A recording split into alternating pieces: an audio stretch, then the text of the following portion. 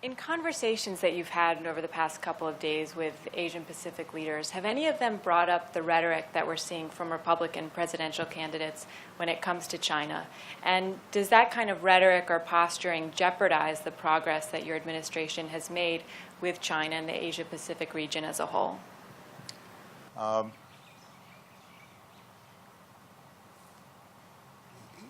think most leaders here understand that politics is not always measured or on the level, and so most of our discussions have to do with substance. How do we put our people back to work right now? How do we expand trade? How do we expand exports? I've been very frank with Chinese leaders, though, in saying that the American people across the board, left, right, and center, believe in trade, believe in competition. We think we've got the best workers in the world. We think we've got the best universities, the best entrepreneurs, the best free market. We're ready to go out there and compete with anybody.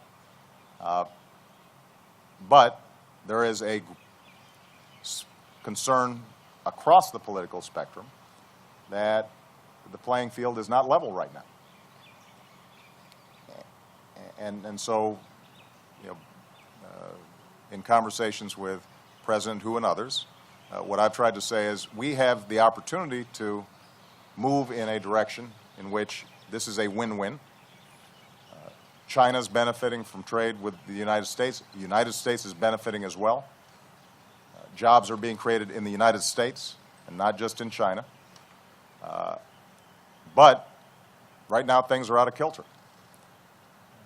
And that is something that is shared across the board, as we saw with the recent vote on the Chinese currency issue in the Senate. I think leaders in the region understand that as China grows, as its economic influence expands, that the expectation is that they will be a responsible leader in the world economy, which is what the United States has tried to do. I mean, we try to set up rules that are universal, that everybody can follow, and then we play by those rules. And then we compete fiercely. But we don't try to game the system. That's part of what leadership's about. China has the opportunity to be that same type of leader.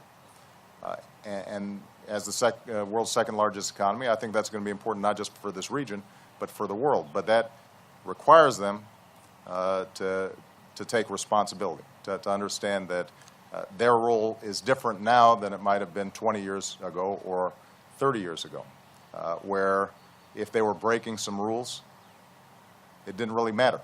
It did not have a significant impact. You weren't seeing huge trade imbalances that had consequences for the world financial system. Now, they've grown up, and so they're going to have to help manage this process in a responsible way.